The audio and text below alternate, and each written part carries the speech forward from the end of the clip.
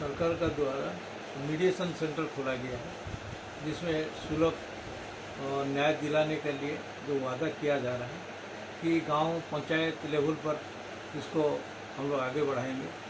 लेकिन हमको नहीं लग रहा है कि गरीब आदमी के लिए ये कोई सुलभ न्याय होगा। और जैसे डीएलएसए का सेंटर खुला है, इसमें मीडिएटर वगैरह पीएलबी का कार्यकर्ता सब दिया गया है, वहाँ बहुत लग रहा है कि जैसे पंचायत राज बहाली हुआ है। पहले जैसे पंचायती हो रहा था, अभी पंचायत राज में उसमें भी होने जा रहा है। लेकिन अगर उस टाइप का हम लोग गरीब के लिए करें और डोर स्टेप में उन लोगों को न्याय दिलाने का वादा करते हैं, ये वादा हम लोग भूल रहे हैं कि कोर्ट में जब वो पकड़ में मार पड़ेगा, आर्थिक उनको जो बर्डन होगा, कि केस लड़ेंगे या केस से दूर भागेंगे, ये क्वेश्चन हो रहा है कि हम इसमें न्याय मिलेगा कि अन्याय होगा। इसी के साथ ये जो हम लोग का स्ट्राइक है, इसी का ऊपर में है।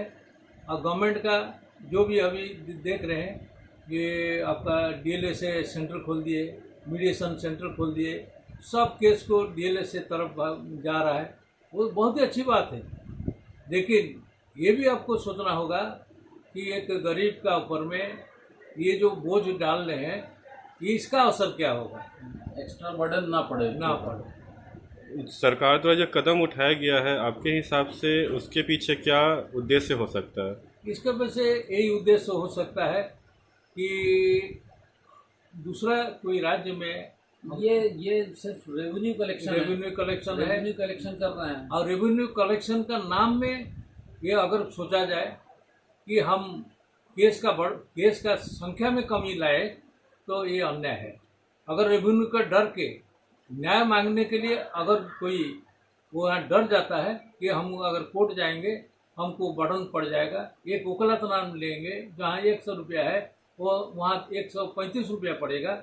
अगर एक तो 5 रुपये के टिकट का जगह में अगर 20 रुपया पड़ेगा, इस टाइप का अगर वो गिनती करके जाएगा, और हम लोग का जो मिनिमम वेजेस जो है, अगर गरीब लोग का ये कितना है, वो मैक्सिमम 300 रुपया है, 305 रुपया है। उसका हिसाब से अगर एक लिटिगेंट कोर्ट में आता है, दिन भर का वो अपना जो 305 रुपया हराएगा, या उसका नौकरी नहीं है, या खेती का ऊपर वो निर्भर करता है।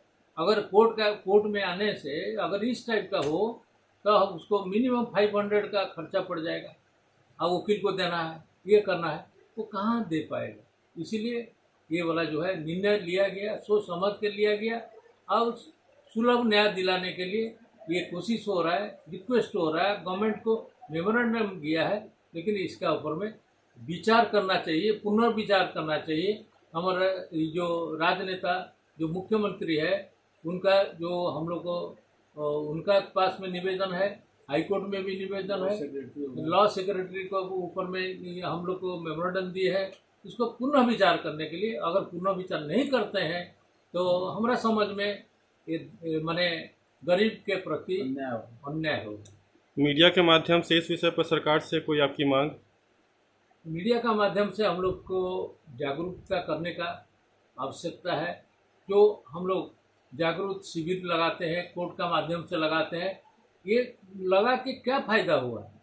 अगर हम लगाते हैं, जागरूक कर रहे हैं, अगर केस कचहरी से थोड़ा सा अपने को हटाने चाह रहे हैं, अगर हटाने का मतलब नहीं है कि उसका आर्थिक बर्डन दे के हटा दीजिए। उसको मतलब है कि आप एक तो भाईचारा बनाइए। भाईचारा का माध्यम से अगर केस नहीं हो तो ये बढ़िया है। आप किसी को डराने का मकसद में आर्थिक बर्डन दे के अगर केस कचहरी से उसको रोका जा रहा है, ये बहुत बड़ा अन्याय होगा। मेरा ये कहना है कि सबसे पहले फर्स्ट ऑफ ऑल कि टिकट प्रोवाइड कराएं।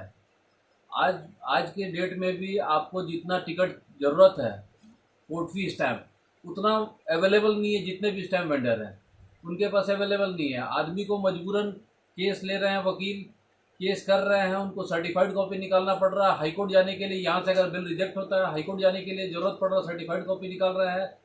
उनको टिकट नहीं मिल पा रहा है, कोर्ट फी स्टैम्प नहीं मिल पा रहा है, जिस वजह से वो ब्लैक में खरीद रहे हैं। उनको 100 रुपये का स्टैम्प जो है, कोर्ट फी स्टैम्प है, वो 200 रुपये में खरीदना पड़ रहा है और ले रहे हैं मजबूरन। और ये तो प्रॉपर जितना मात्रा में चाहिए कोर्ट फी स्टैम्प अवेलेबल नहीं है, और ऊपर से दाम पे दाम बढ़ाए जा रहे हैं, ये गलत है। दाम बढ़ाने से पहले उनको कम से कम इसके बारे में अच्छा से डिस्कशन करना चाहिए। सारे जो भी लॉ से जुड़े हुए हैं उन लोगों को भी बुला के उनके साथ बैठक करना चाहिए कि हाँ, इसको बढ़ाया जा रहा है, बढ़ाना सही रहेगा कि नहीं रहेगा। बढ़ा भी रहे हैं तो एक हिसाब से बढ़ाते हैं तो समझ में आता है। एकाएक इतना ज़्यादा बढ़ा देना, ये कोई औचित्य नहीं है। लोग न्याय के लिए आपके पास आते हैं, लेकिन आप लोग खुद अन्याय के शिकार हैं। इस विषय पर आपको क्या लगता है कि समाज की, सरकार की कौन सी नीतियाँ आपके विरोध में काम कर रही हैं?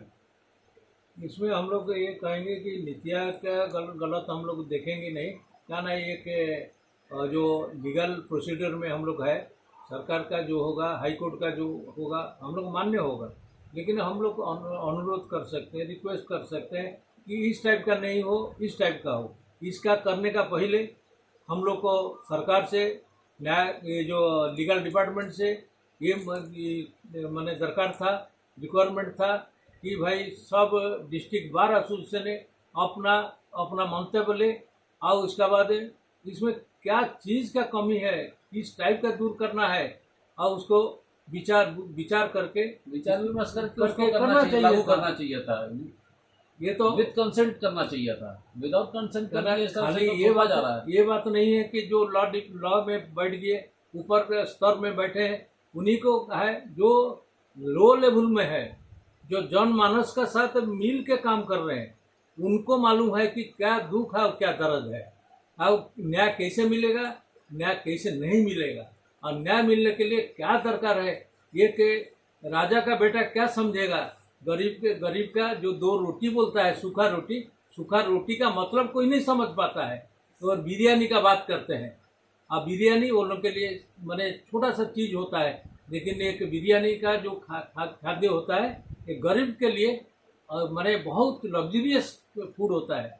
इसलिए जब भी कोई बढ़ोतरी हो, गरीब का प्रति बढ़न नहीं आए, इसके लिए आपका तंत्र है, लीगल प्रोसीडिंग्स है, लीगल में बैठे हुए वकील लोग है, आपका भी ऑफिसर्स है, आप जनमानस के लिए डीसी है। और यहाँ का परिस्थिति क्या है, एक आदमी कितना अफोर्ड कर सकता है, जो बच्चा को नहीं पढ़ा सकता है, 10-15 रुपया का फीस नहीं बढ़ा सकता है, ये मैंने कोर्ट में आए के 5 रुपया का जगह में 25 रुपया क्या दे सकता है। अगर एफिडेविट उसका बच्चा के लिए दरकार है, जिसमें 200-300 रुपया का, अगर 5 रुपया का दरकार है, कहाँ से लाएगा? एक तो एफिडेविट नहीं कर पाएगा बच्चा का एडमिशन के लिए। और ये रह गया बात कि इस टाइप का अगर देखा जाए, ये कितना अफेक्ट है, ये शिक्षा से लेकर, संस्कृति लेकर, अपना जो भी क्रियाक्रम होगा, जो भी हम लोग का गवर्नमेंट का, जैसे हम एक एफिडेविट कर रहे हैं जो बर्थ सर्टिफिकेट लेने के लिए, वहाँ भी एक दरकार है। जो हम रेसिडेंशियल सर्टिफिकेट बनाने के लिए जा रहे हैं, वहाँ भी आपको दरकार है। वहाँ अगर बढ़ोतरी हो गया तो एक गरीब आदमी कहाँ से अफोर्ड करेगा। इसीलिए ये जो है धरातल में सोचने के लिए ये हम लोग उनको मेमोरेंडम दिए हैं। वकील ही समझ सकेगा गरीब का दुख और दर्द क्या है ना। वो रात दिन उन लोगों का साथ रहता है, जनमानस का साथ रहता है, उनको न्याय दिलाने के लिए बात कह रहा है, और एश्योरेंस भी करता है न्याय दिलाएंगे। अगर वो फाइनेंशियल बर्डन इतना हो जाए तो न्याय दिलाने का, न्याय का जो रूपरेखा नहीं तय कर सकता है, और कहे न गरीब इससे भागते रहेगा, तो कोई न्याय के लिए न्यायालय के पास नहीं आएगा। अपना परिचय दे सर। मैं सुनील कुमार स्वाई अधिवक्ता है, हम यहाँ का प्रैक्टिशनर हैं, और बहुत गवर्नमेंट संस्था में भी है। और इसी तरह से हम लोग आज नहीं, हम लोग प्रैक्टिस 25 साल से ऊपर हो गया है। हम आज दुखी है कि गरीब का प्रति इतना जो मैंने इलीगल रूप में इसको बढ़ा गया है।